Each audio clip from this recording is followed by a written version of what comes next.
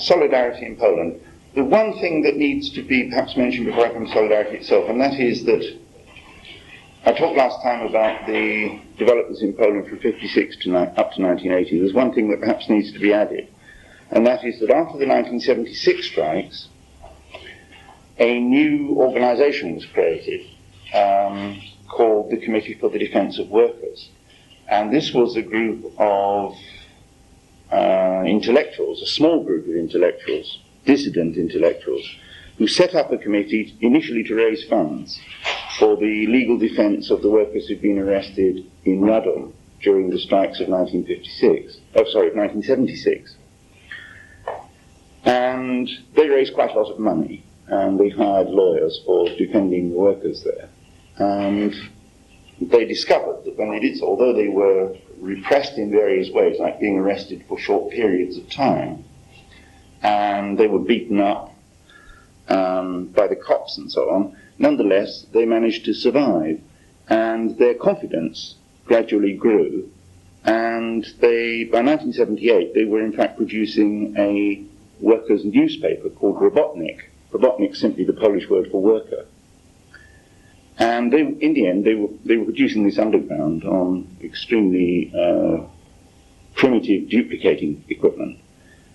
But eventually they were producing something like 20,000 copies of this.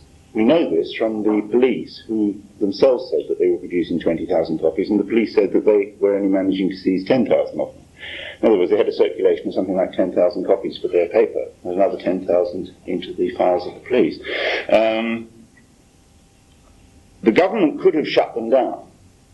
I mean, it knew who they were, it knew how they operated, and so on, but it didn't do so. There's a comment by a political policeman, a colonel in the political police, who said, "We know the names and addresses, but the government won't let us, because of the Helsinki agreements and so on and so on."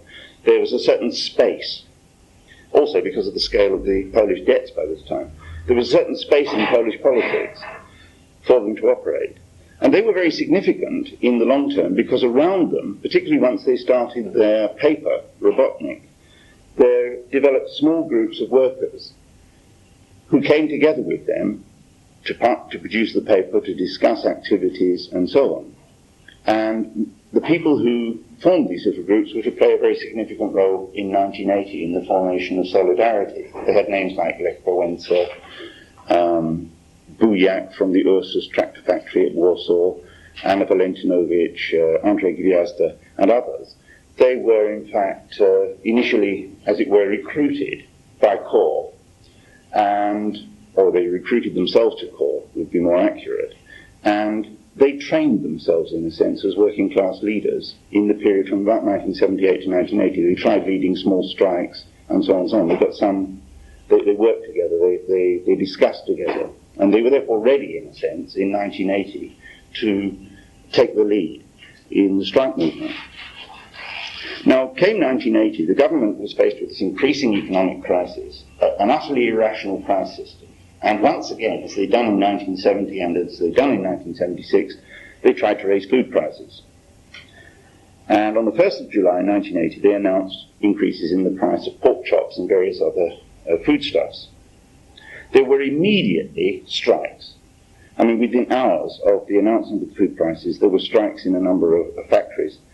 And there was then a strike wave across Poland, strike after strike in different places, with the managements of the enterprises that went on strike making concessions to those workers who went on strike. In fact, the managers of the major plants were flown into Warsaw for a special meeting in about the second week of July, and they were told by the government that when workers went on strike, they were in fact to make concessions in terms of wages.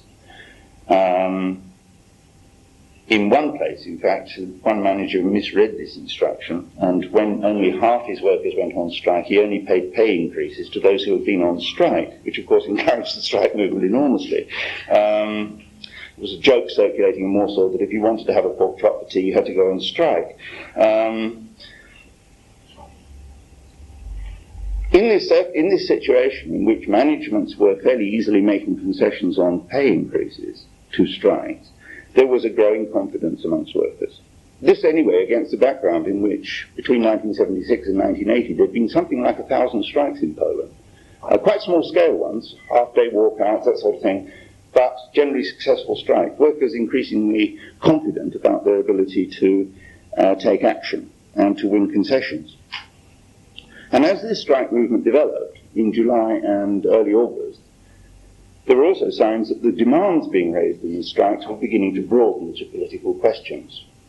And the climax came in the city of Gdansk in August of 1980. What happened, I mean, I don't want to spend a lot of time on the narrative of the events, but a woman crane driver called Anna Valentinovich, who was about 50 years old and worked in the shipyard for many years, was sacked for activities as a trade unionist. And it was decided by the little group around the paper, Robotnik, that they would in fact stop the shipyard. And on the night of Wednesday, I think it was the 14th, I'm not sure, perhaps the 12th, I'm not sure anyway, the middle Wednesday of August, they met in a flat in Gdansk and they produced a few handwritten leaflets and posters, and they took them into work next day and put them up, and they stopped the Lenin shipyard, about 15,000 workers. And they stopped it remarkably easily, and other members of the group went into other workplaces where they worked, and they stopped them as well. I mean, you get a sense of the ease with which they got the strike started. And there was a young worker, aged 20, who had only been working in the shipyard in Gdynia for a week, and he got his shipyard out, having only worked there for a week. So you get a sense that workers were ready to go, as it were. And their demands were quite simple. They demanded the reinstatement of Anna Valentinovich, they demanded a pay increase, and they demanded that the management should permit them to build a monument outside the Lenin shipyard to the workers who'd been killed in 1970. And after 2 days of occupying the shipyard, in the Lenin shipyard, they won all their demands. That's to say, Anna Valentinovich was reinstated. In fact, the manager's car was sent to her flat to bring her back to work. They got the biggest pay increase they'd ever had in their lives, and this extraordinary concession, where the management had to go and ask the district party secretary for permission. They were given permission to build a 200-foot high monument outside the Lenin shipyard, which is there to this day, of course, to the workers who'd been killed in 1970. And there it might have ended. They might have gone back to work, except that other workers had come out on strike with them, including the tram drivers. And the tram drivers' representative was in the shipyard when the decision was taken to end the strike.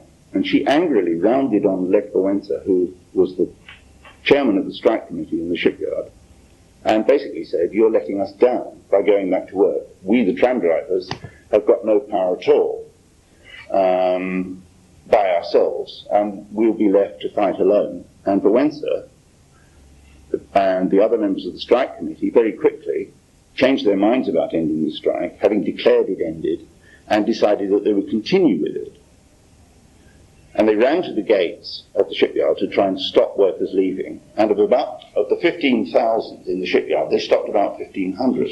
And a minority of the workers reoccupied the shipyard on Saturday.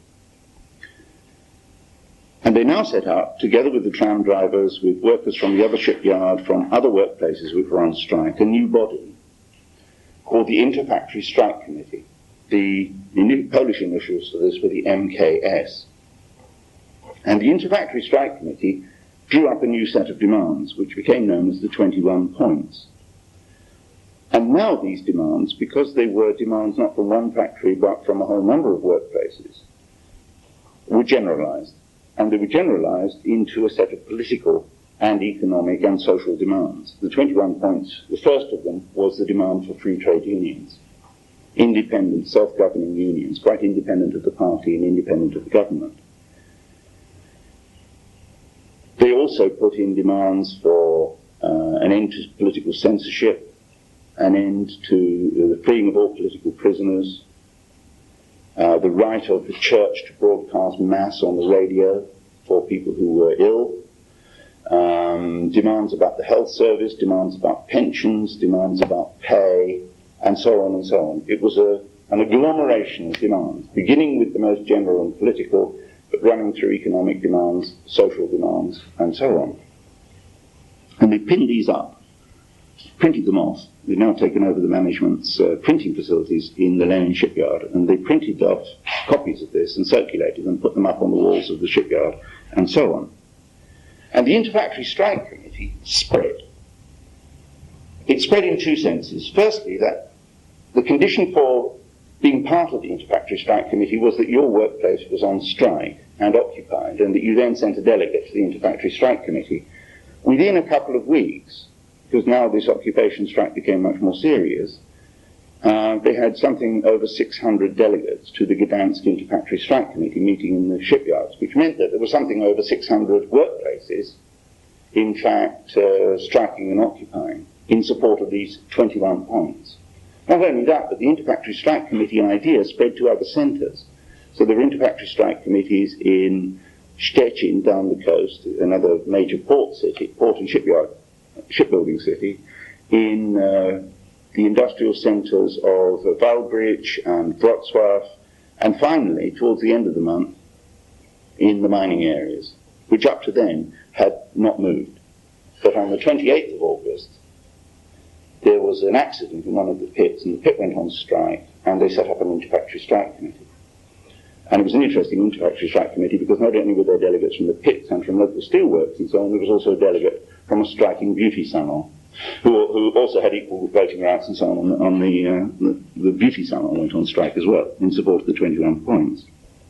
Now, the Inter-Factory Strike Committees were very interesting bodies. They were very democratic in their form of organisation. They were non-sectional in the sense that, unlike, say, the trade union movement in Britain or many other countries, they weren't organised on the basis of craft or trade or industry, but simply on the basis of all workers together on strike. They posed issues, and in fact directly posed issues, not simply about wages and conditions, but also, of course, about politics.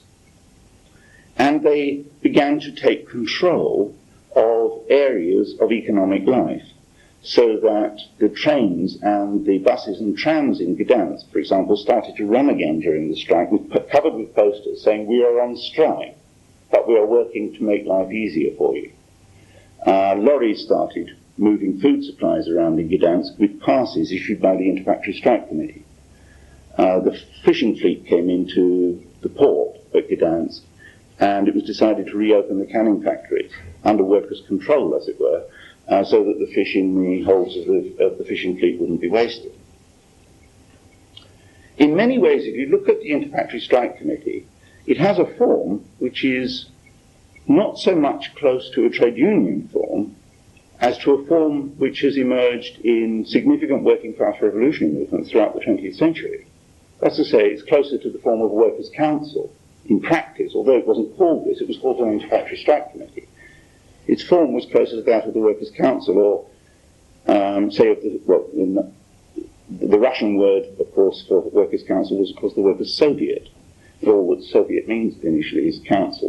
The bodies which were created in 1905 and 1917 in the Russian revolutions took a very similar form. They connected together political and economic demands. They didn't differentiate between workers in terms of trade and industry. They posed issues of control and so on. Only, of course, Solidarity was on a much bigger scale than the 1905 Soviets. The difference, perhaps, which we need to note, of course, between the Russian Revolution and the Workers' Councils there and the Polish organizations was that there was no equivalent in Poland to the Bolsheviks. Nobody raised the demand at any point for all power to the Inter-Factory Strike Committees.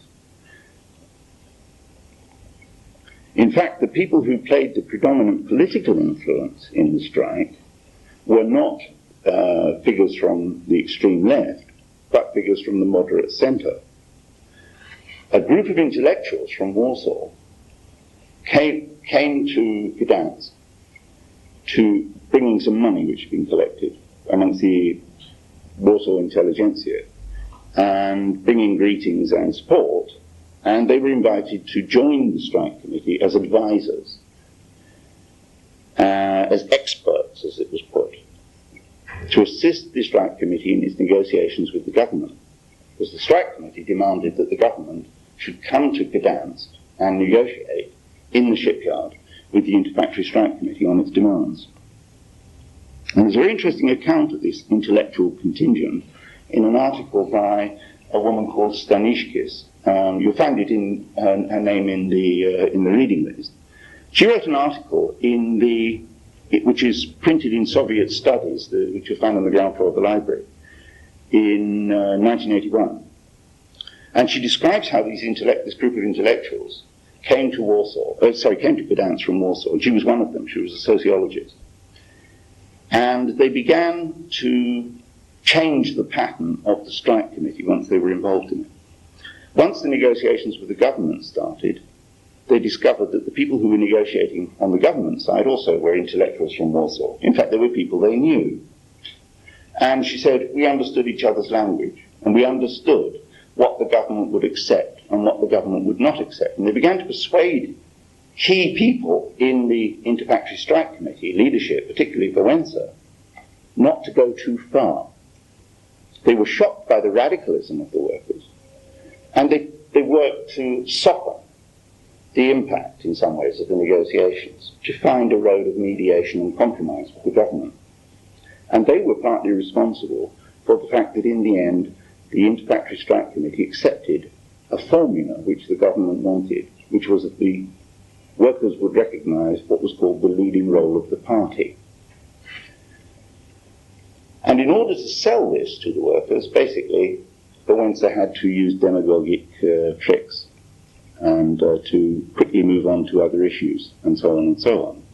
And it was apparent, and Staniškis is very interesting on this, that in fact the initial democracy of the Inter-Factory Strike Committees began to be subverted. There were the beginnings of the emergence of tendencies towards bureaucratization, in the sense of the separation of negotiation processes from the control by the larger strike committee, and so on. Nonetheless, these were small clouds on the horizon, if you like, at this stage.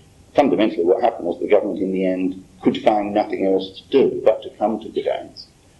They contemplated the use of military force, decided against in the end, and came to Gdansk and negotiated. And in an extraordinary ceremony, which was broadcast on television all over the world at the time, on the 31st of August, there was this signing ceremony in the Lenin shipyard in the big hall there, in front of hundreds of the delegates from the striking factories, where the government signed an agreement in front of the television cameras with the Inter-Factory Strike Committee on agreeing to all the 21 points. And Lech Wałęsa produced his famous papal pen, which he'd bought as a souvenir of the Pope's visit the previous year, and signed the agreement with great flourishes on behalf of the Inter-Factory Strike Committee. And it was a famous victory in all sorts of ways. Quite astonishing event, quite unparalleled by anything that had ever happened before in Eastern Europe. Thereafter, solidarity grew very, very fast. Within about 3 weeks after the signing of the agreement, there was the first meeting of the Inter-Factory Strike Committees from across Poland to set up the new union, which had been agreed. And the people who came to that initial meeting in mid-September were claiming, and I don't think there was any question that they were bullshitting about this, they claimed that they represented 3 million workers. And by the end of the autumn, 10 million people had joined Solidarity. 10 million workers had joined Solidarity, both manual workers and white-collar workers, which made it one of the best organized unions in the world. I mean, it had organized something between 70 and 80% of the Polish labor force into a single union, which, when you compare it with the achievements of the TUC, for example, which is, after well over 100 years, has only got about 50% of the labour force organised, the achievement was fairly extraordinary. They'd done this in a few weeks and months. There emerged in Poland a new situation, a new political situation, which really lasted for about 7 months, through to March of 1981. What existed in Poland really was a situation where there were two rival powers contesting the future shape of Polish society. And contesting the future shape of Polish society in a situation, of course, of deepening economic crisis. On the one side, there was the party and the state. The party leader, Gierek, was replaced 3 days after the signing of the August agreements. On the 3rd of September, he was declared to have had a heart attack and he had to go to hospital, and he was replaced, just as Gomulka had been replaced in 1970, against the background of working class unrest. He was replaced by a man called Kania, who was to last as party secretary for just about a year. Kania was the former interior minister. But it wasn't simply Gierek who went now, but hundreds of officials were tumbled from office in industry, in the party, in local government, and so on. There isn't time to go through all the details of this. Only a couple of illustrations. In the aircraft factory at Mielec, for example, the director of the factory, a few days after the August agreement, put out a notice to his workers inviting them to sign a petition, saying that the workers of the Mielec aircraft factory did not want to join Solidarity. They were quite satisfied with the existing unions. And the workers declined to sign this and circulated their own petition, saying the workers of the Mielec aircraft factory who have decided to join Solidarity demand the removal of our director. And he was removed against the background of a short strike in the Mielec aircraft factory. Some weeks later, the director of a large hospital in Radom, I think it was Radom, I'm not sure of the city now, was discovered to have stolen or expropriated, or whatever is the term, 4 kilos of ham, which the church had delivered to the hospital for the feeding of the patients. And 500,000 workers went on strike over the question of 4 kilos of ham, demanding, as they put it, the return of the Pope's ham, and the removal, of course, of the director, who was indeed removed from the directorship of the hospital. There's a very interesting story which appeared in the Polish official discussion paper called Polityka. It was written by a Polish doctor who was a member of the Communist Party, and she described how in her hospital, as the news came in from the strikes about the workers' victories, the patients in the hospital began to get better and discharged themselves from hospital in large numbers. And the hospital ward that she was in half emptied. People were discharging themselves from hospital against medical advice, saying, "I feel fine now," and so on. This is, I feel wonderful. I don't need to be in hospital anymore. And a few weeks later, it filled up again with people like foremen and deputy party secretaries and so on, who suddenly were not feeling well at all and felt an urgent need to go to hospital. And in a sense, it illustrates the changing balance of psychological forces, if you like. The one section of society felt better and the other section of society felt a lot worse. And the party was deeply split and demoralized by these developments. Something like 1 million Communist Party working class members joined Solidarity.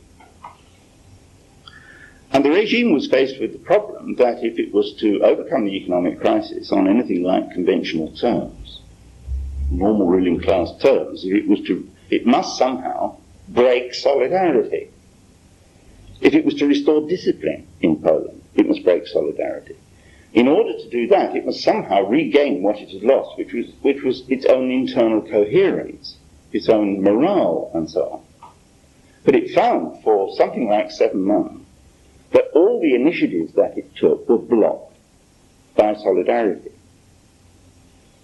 It tried to break Solidarity, it wanted to break Solidarity, but it was unable to do so. It was forced continually to retreat on issue after issue. That's one side of the picture. The other side is the picture of Solidarity. See, Solidarity called itself a trade union, but of course it was always much more than a trade union. Firstly, I've talked about the significance of its form, the organisational form in which it grew up as the Inter-Factory Strike Committee. Well, in a sense, the form of organisation which was adopted to the national body was indeed a sort of enlargement of the Inter-Factory Strike Committee form. Solidarity was not broken down into trade sections, industry sections, craft sections, and so on. It was one union for all workers, and it was simply organised on a regional basis, with a national committee made up of regional delegates. It raised political demands as well as demands about wages and conditions, and its members clearly were demonstrating all sorts of aspirations, half implicit and half explicit, towards control, a more democratic pattern of control of Polish society and of all its institutions. This form, which was adopted by the Union, was hated by the regime. There's a very interesting speech by a man called Zawinski, who was the head of the security police in Silesia. And he made a speech which was supposed to have been a secret speech to the equivalent of chief constables and so on in Poland, which was in fact tape recorded and leaked, in which he said that the regional form of solidarity was totally unacceptable, and that it was quite unacceptable that railway workers and fashion designers should be in the same union. What the regime must work for, he said, was the sectionalisation of solidarity. A sort of divide and rule policy, if you like, to sectionalise the working class. He also suggested that it would be very useful to corrupt the union leadership. They're very nice boys, he said very patronisingly, but we all know that power corrupts. Presumably he was speaking autobiographically. What we must do is give them nice offices and good salaries, and in no time at all we'll solve the problem of them. It's not just a question of the form, though, because solidarity became, of course, a focus for the national aspirations of Poles. The national question is absolutely central to an understanding of Polish politics, as much as it is, say, of Irish politics. And all nationalist aspirations, in some ways, of the people were focused on solidarity. This is partly the significance of the role of the church in solidarity. Solidarity's flag was banner was, of course, red and white, which were the colours of Poland. But it was more than this also, because the workers' movement was not restricting itself to questions of wages and working conditions, if you like, to immediate working class issues, but was posing questions about democracy, larger political and cultural and social questions. It also attracted to itself, or around itself, all the oppressed and exploited, in a sense, of Polish society, all those who were dissatisfied with the existing organisation of Polish society. It was within weeks of the Gdansk agreements, all the Polish universities, for example, went into occupation. And the students in the universities and colleges demanded their own new independent student unions. And they took exactly the same name and the same form as the workers' organisation. They called themselves independent self-governing student unions. And they forced the university authorities to recognise these new student bodies. Not that the university authorities, or particularly the teachers in the universities, had any difficulty with this, because they themselves were of course, joining solidarity as teaching workers. The farmers, of course, Polish farming is based predominantly upon small farmers, on peasant farming, and the farmers set up their own organisation and tried to win recognition for it, a body which they called Farmers' Solidarity, or Rural Solidarity, independent self-governing rural solidarity. Not only that, but the people in prison had hunger strikes and riots and so on, demanding the formation of prisoners' independent solidarity. The stamp collectors of Poland reorganized the Polish Philatelist Society as the independent self-governing solidarity of philatelists.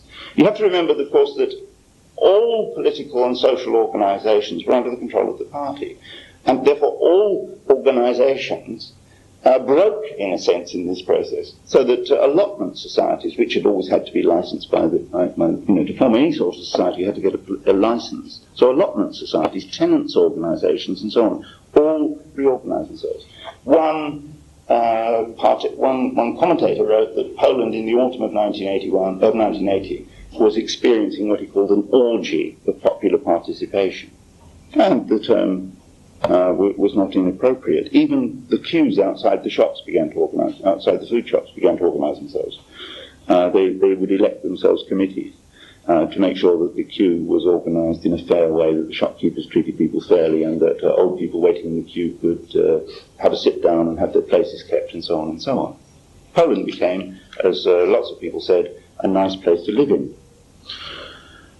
The suicide rate dropped to something like 50% of what it had been, and the rate of alcohol consumption dropped. There were indices of this sort. I mean, revolutions are generally good for people's health. So what you have in Poland in the autumn and the winter of 1980 to 81 is a situation which I think we can characterize as dual power of a sort. And it's quite interesting if you look at something like Lenin's definition of a revolutionary situation. It fits Poland of 1980 to early 1981. The definition was in two parts. Lenin's classic definition of a revolutionary situation. On the one side, the rulers, he said, are no longer able to rule in the old way. On the other side, the people are no longer willing to be ruled in the old way. Put those two things together and you have a revolutionary situation. Not a revolution, but a situation with revolutionary potential. The logic, of course, of a revolutionary situation is that it's deeply unstable and that one side must win. One side must organize itself sufficiently to push the other side away in order to achieve its goals. However, having said that, if that was the logic of the situation, it was a logic which was denied by the leaders of both sides. See, solidarity, it's necessary to look at the internal workings of Solidarity. Solidarity's membership was being incredibly confident. It was growing. It was testing its wings, as it were. It was developing new conceptions of popular power. It was pushing the boundaries of what was possible forward. And it was ready to use its strength over all sorts of issues. An example, a civil servant called Sapiello leaked a document to Solidarity from the Ministry of Justice. It was a document about how to deal with dissidents. And he and a member of Solidarity in Warsaw were running this off on a duplicator in the Warsaw Solidarity offices one night in October, November 1980. And the police arrived and arrested him. They were doing an operation not unlike what Sarah Tisdall did in leaking documents about the cruise missiles to The Guardian. And they were arrested. Only Sarah Tisdall was unfortunate that she did her job, very useful job, in England, but Piotr Sapiello did it in Poland. When he was arrested, the whole of Warsaw went on strike, and within 48 hours he and the young Solidarity duplicator operator were released and never charged. Something like 500,000 people went on strike over the question, and within 48 hours they were released. There were strikes against corruption. There were demands, successful demands, that buildings reserved, like special hospitals reserved for the use of the police, were turned over to the National Health Service, and so on. Implicit in movement after movement, and so on, was a demand for a different kind of society. There was an upswelling of a democratic movement, very deeply rooted in the activities of ordinary working class people and in the peasantry as well in the countryside. But the leadership of Solidarity was very anxious about this. It wasn't delighted by the situation, it was anxious. One activist from the Committee for the Defence of Workers, a man called Borisevich, put it this way. He said, in the eyes of the people, the new trade unions should do everything. They should fill the role of trade unions, participate in the administration of the country, be a political party, and act as a militia. That is, confine drunkards and thieves. They should teach morals. In other words, people look to Solidarity to do everything. And he ended, and that's a great problem for us. Not this is wonderful, but this is a terrible problem for us. And Kuron, another member of the Committee for the Defence of Workers, a leading radical within Solidarity, described the situation in the autumn as follows. He said, the main difficulty is that people's attitude towards the government under which they've had to live for 3.5 decades is characterized by frustration and increased antipathy in all areas. The result is, he said, that when any conflict arises between Solidarity and the government, no matter on what question, we always get tremendous support. On the other hand, any understanding, however favourable to the union it may be, arouses dissatisfaction, or, to use perhaps a better word, disappointment amongst the people. They always want more. They win victories and they're not satisfied, they want more. But, as he explained, this is a problem. It's not something that the leaders are rejoicing in. This is the left wing, if anything, the more radical people in Solidarity are not happy about this. Now, why is it a problem for them? Fundamentally because what they were attached to was a project for the reform of Polish society, a reformist project for Polish society. Their concern, therefore, was constantly to cool down the movements. There's just one example from many that one could turn to. When Morozniak and Sapieło were arrested over the question, and Warsaw went on strike, the steelworkers in Warsaw, after the release of the two men from prison, from the police station, refused to go back to work. The steelworkers wouldn't go back to work. They said, we're not satisfied, we want more. We want to know who is responsible for their arrests. We want a public tribunal. We want a complete clean-out of the entire Ministry of the Interior, and so on. Far more and more demands. And they wouldn't go back to work. And finally, Wałęsa was flown by the regime down from Gdansk to talk to them. He could not succeed in getting them back to work. Kuron finally went to talk to them. Kuron had a great sense of humour, a very effective speaker. He finally persuaded them, after all-night talks, to end their strike, but only on condition that the Polish equivalent of David Dimbleby came to the Warsaw Steelworks with the text of the news broadcast in the morning, in which the government made further concessions on paper, and so on. And they went back to work saying, we're only going back to work because we've been persuaded to, we don't really want to, and so on. Staniszkis, in her book on Solidarity, talks about how in the autumn and winter of 1980 to 81, they developed in Solidarity what she called areas of silence. There were things that were kept off agendas. People were shoved out, where the most radical people in Solidarity were not invited to meetings, and so on. I met somebody in Warsaw who had been quietly excluded from meetings when he started raising questions in the Warsaw Regional Solidarity about why it was that the union wasn't organising workers in the military plants, sort of naval shipyards, and so on, in military research establishments, the GCHQs, if you like, of Poland. And Poland, Solidarity had agreed, never overtly, but covertly, to a sort of hands-off policy in relation to state facilities. The union leaders also demonstrated considerable caution in relation to their dealings with unions abroad, so that Wałęsa, for example, went to Rome to meet the Pope. He came down from the aircraft steps and was greeted by a delegation of Italian trade unionists who said, welcome, comrade, we bring you support from the Italian trade union movement. He said, I haven't come to talk to you, I've come to talk to the Pope, and brusquely walked away. When he went to walk to Paris and all the airport was on strike, he told the airport workers they should go back to work because they lived in the free country and they didn't need to have strikes, and so on. Why did they adopt this sort of policy? Fundamentally, the basic reason was, of course, the fear of the Russians. They were afraid of provoking the Russians into an invasion. This was the reason which was regularly used, because of what was called, the code phrase of this was our geopolitical situation. Of course, it was not, you have to remember, of course, that 1956, the Hungarian Revolution, crushed by the Russian tanks, 1968, the Prague Spring, crushed by the Russian tanks, and the Polish tanks for that matter in 1968. It wasn't an unreasonable fear, and regularly the Russians made ominous noises in their press, and their tanks exercised on the borders of Poland. What the union leaders, the intellectual leadership of the union, developed was a theory that one could make a distinction in Poland between two areas of life, as it were. One they called civil society, and that was open to being, as it were, solidarized towards being democratized. The area of economic life, of welfare, of cultural life, that could be won, in a sense, from the party. But the state, as distinct from the area of the state, of the police and the army and defense policy and foreign policy, must be left absolutely untouched.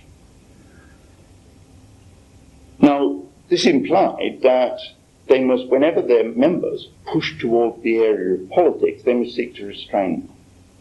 whenever they must seek to contain their own movement, in a sense. Now, this contradiction, in a sense, at the heart of Solidarity, was blurred in the winter of 1980 to 81 and in the early spring, because still the movement amongst the population was, in a sense, on a rising curve.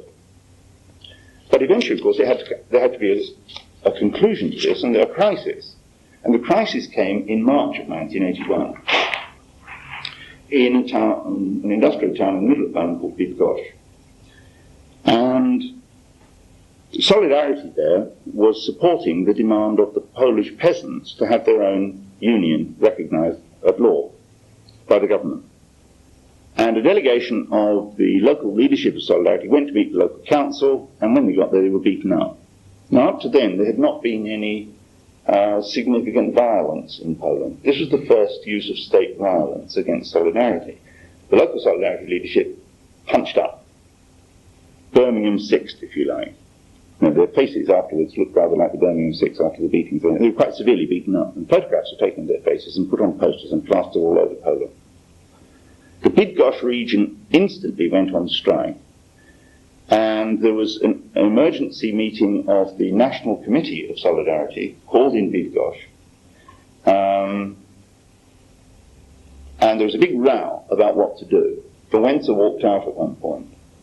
But finally it was agreed that they would have a 4-hour general strike on the 27th of March, and that 4 days later, if their demands weren't satisfied, 4 days later, they would have an unlimited general strike in response to these beatings. The 4-hour general strike on the 27th of March went ahead, and it was one of the most universal strikes in history. Everybody went on strike, even small cafes, everything stopped. If you switched on your television during those 4 hours, you would see on the TV screen a simple message: on strike, Solidarnosc. An unusual thing to see on the TV screen. I think Grenada managed to go on strike several years ago, but the whole of television, everything was on strike. The million members of the Communist Party who had joined Solidarity were instructed by the party not to strike. Many of them played a leading part in organising the strike. And then there was the question, 4 days later there was supposed to be a full general strike, occupation of factories, the lot. The Russians rumbled their tanks on the borders. The government said that our friends, as they put it, would not wear such a development in Poland. The church intervened. Cardinal Wyszynski met Wałęsa, urged him to cool things down. The Pope sent a message saying, he was getting messages, he said, presumably by celestial satellite, that people in Poland didn't really want to go on strike. And finally, Wałęsa came to a secret deal with the government. When I say secret, he didn't tell the other members of the National Committee who were staying in the same hotel as him in Bydgoszcz that he was engaged in secret negotiations.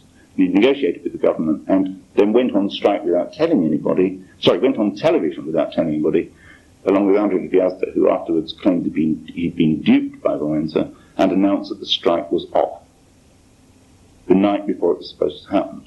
Against the background, our workers had been taking sleeping bags into factories, collecting barricade materials, preparing for a major conflict.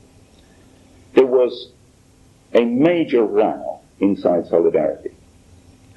The press spokesman of Solidarity resigned, saying that Wałęsa, he was a medieval historian, he resigned saying that Wałęsa was running the union like a feudal monarch with his advisors, that he attacked, a whole number of people attacked Wałęsa's what they called Wałęsa's completely undemocratic behaviour. And for the next 3 months, one thing I think we need to note, because it's significant I think, is that when the call to end the strike was issued by Wałęsa, the strike just stopped. There was not a strike. I really looked very hard in every source I could find. I cannot find an account that says in one workplace that workers said, well, sod Wałęsa, we're going ahead anyway. There wasn't one wildcat strike, if you like. The strike movement stopped.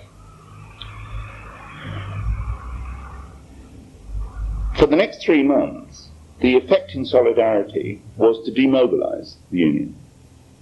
There was a decay in activity. There were no strikes for the next 3 months in Poland. The attendance at Solidarity meetings declined.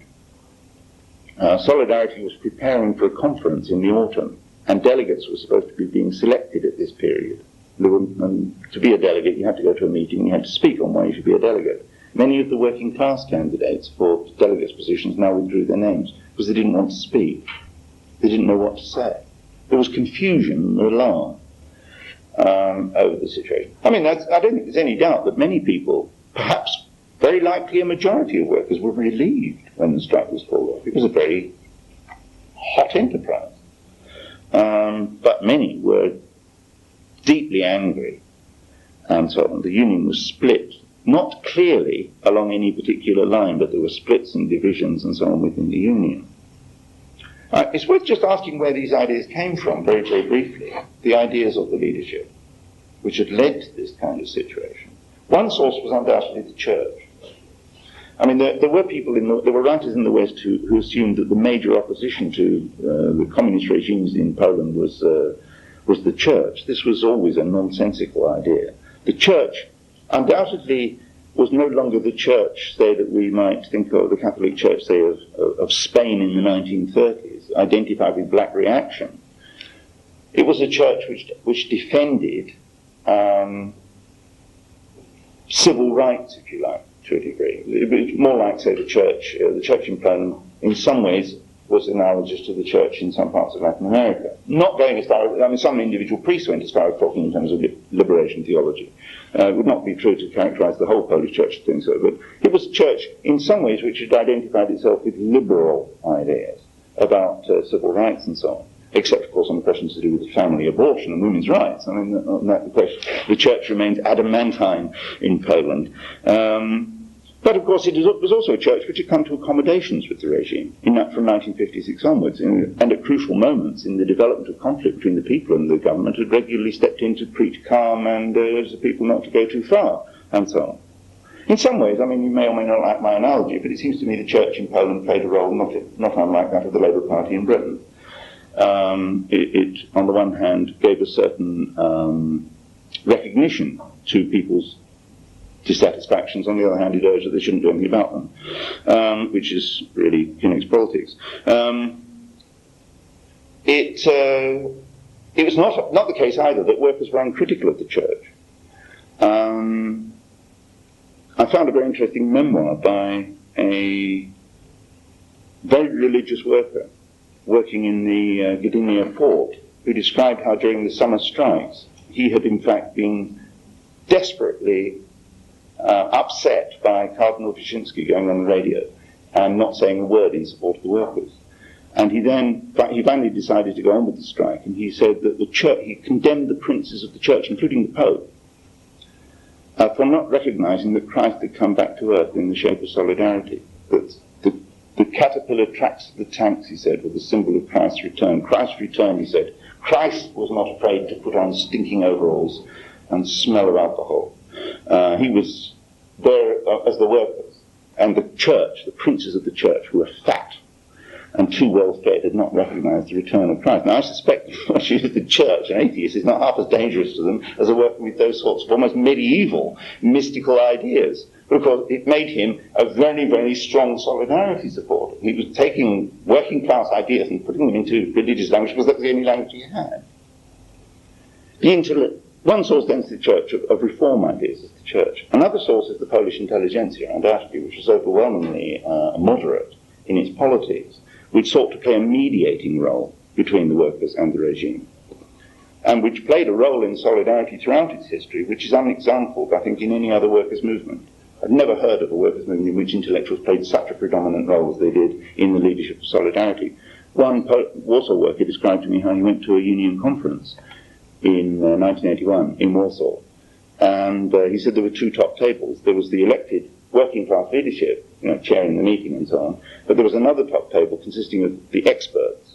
Anybody who proposed something from the floor, the experts gave their opinion on it before it was decided whether it could be on the agenda.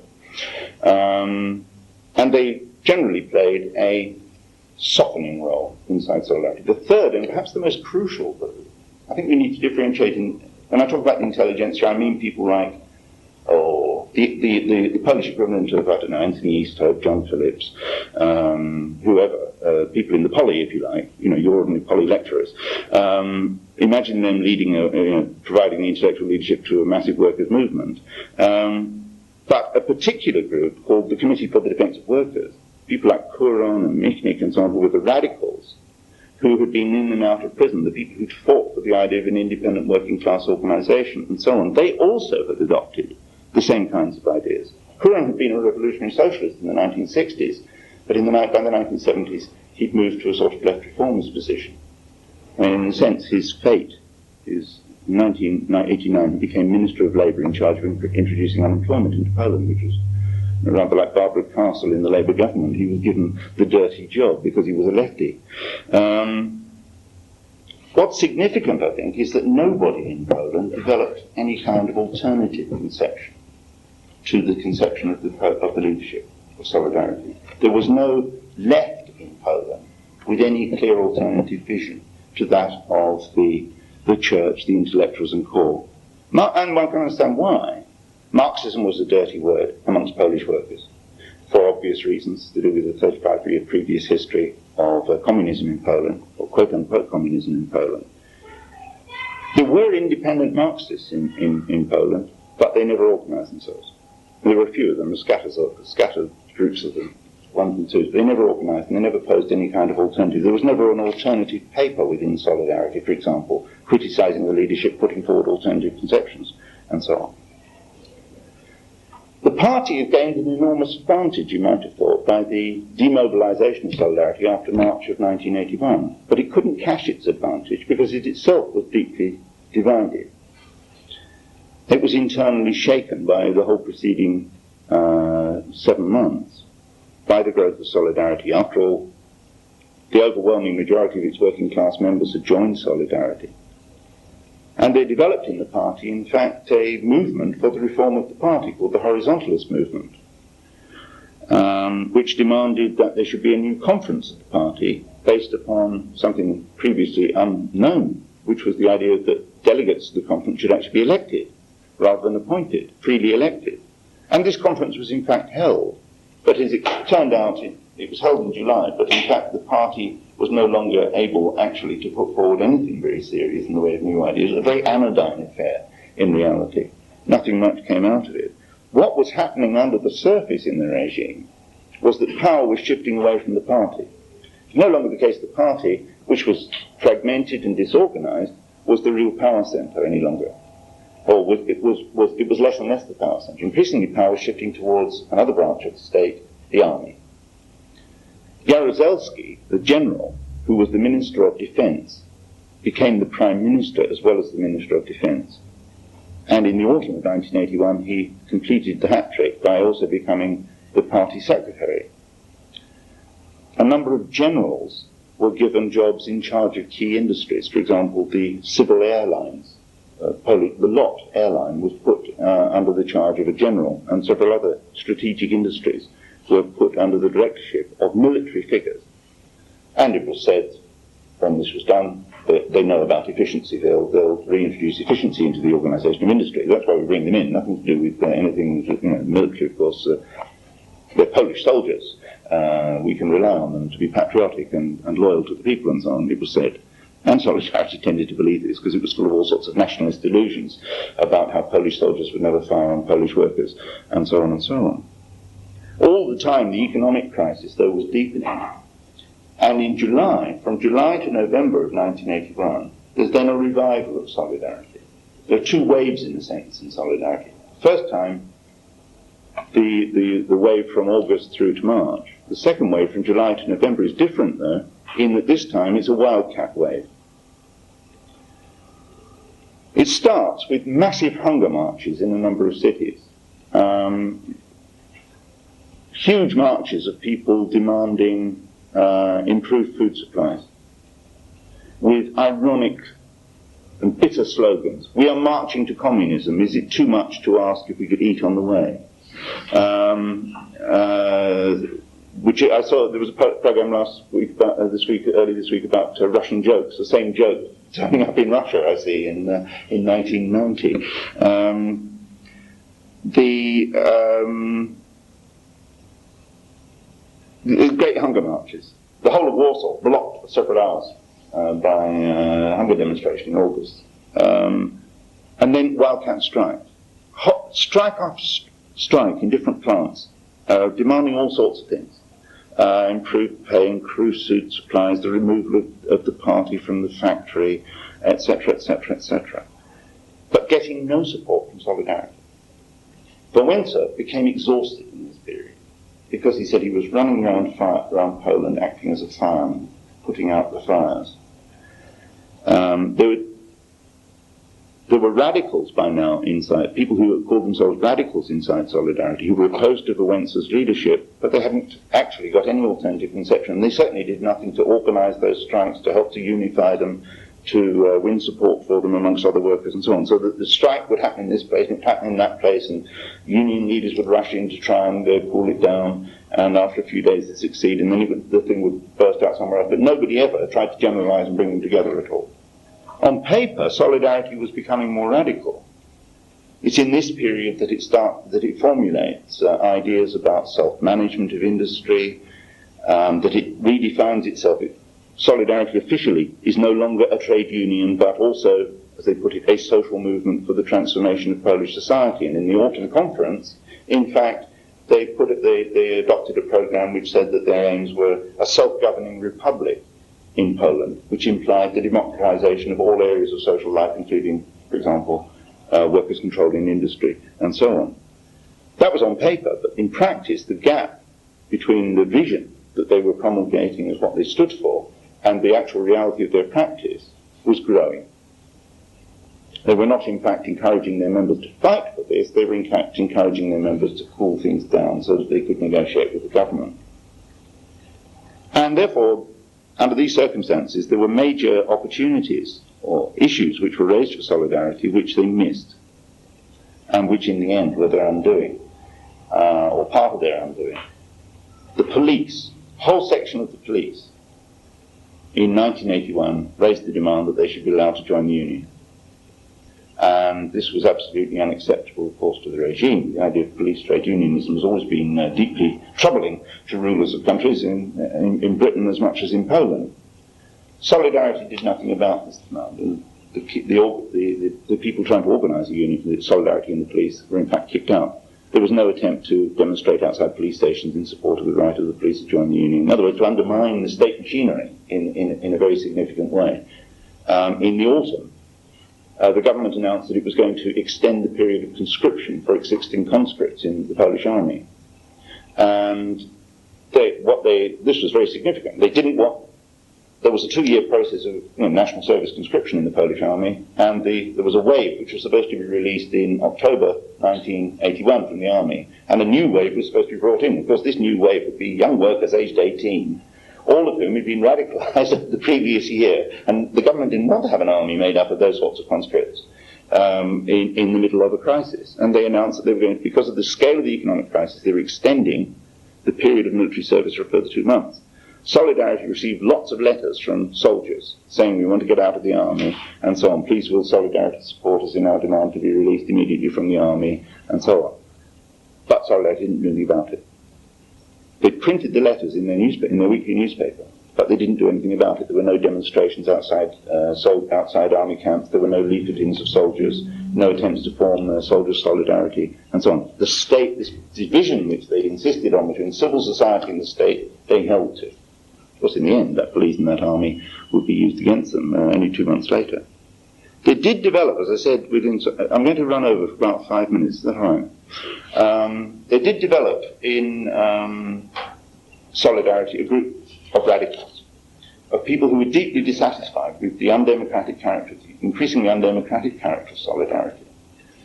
But I think we also have to note that they didn't pose an alternative conception of what Solidarity should be. They grumbled and moaned, but they didn't pose any real alternative. They didn't have an alternative. There was a very interesting moment at the autumn conference of Solidarity when Andrzej Gwiazda, who was the best respected of the radicals, was standing against Wałęsa for the chairmanship of the union.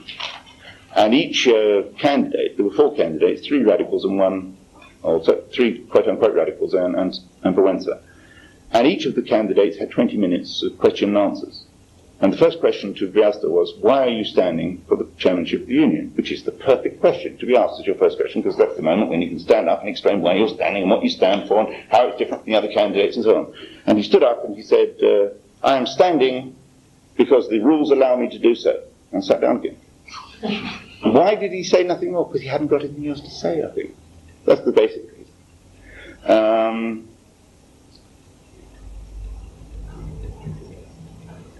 As the autumn went on and turned towards winter, the strike movement gradually declined. By the end of November, the strike movement was burned out, and Solidarity was burned out. Solidarity had actually demobilized its members. Its members were tired, they were confused, it was now noted by people in their diaries and so on that in the food queues there was no longer friendliness. People were fighting and abusing each other, returning to their old habits. Poland was, people were confused, divided, demoralized, and so on. And it was then that the army struck. In the autumn of 1981, they had been increasingly, right from the beginning, they'd been preparing plans for martial law, but in the autumn they made serious steps towards it. Jaruzelski became the party secretary in October. The